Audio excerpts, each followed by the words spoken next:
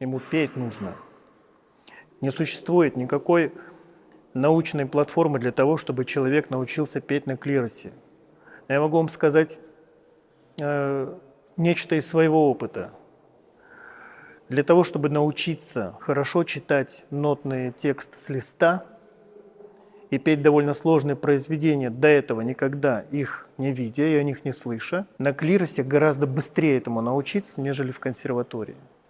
Я говорю это, исходя из своего собственного, да и многих других опытов. То есть это эмпирическое доказательство того, что постоянная практика церковного пения может научить человека гораздо нечто большему, нежели обыкновенное светское хоровое пение. И это достоверный факт. Потому что в церковном хору не существует каких-то, по большей части, конечно, табуированных тематик в плане передачи духовного настроя человека. То есть каждый композитор не руководствовался какими-то консервативными рамками. Да, он в них работал, безусловно, но он в них мог раскрыться как композитор. И здесь уже нет совершенно никакого приземленного звучания. Оно исключительно духовного характера, исключительно духовное, прекрасное.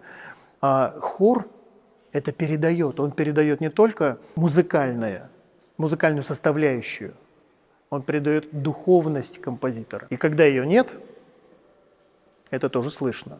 Потому что я слышал как минимум несколько произведений, которые были написаны, можно сказать, профессиональной рукой, но при этом они были лишены религиозного чувства.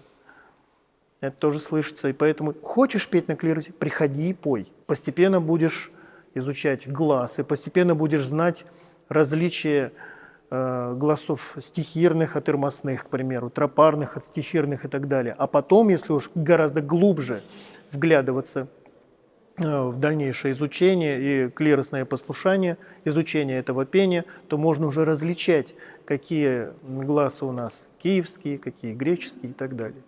Так что хочешь петь – пой. Хочешь снимать фильмы – снимай. Хочешь учиться, готовить тебе хочется – готовь.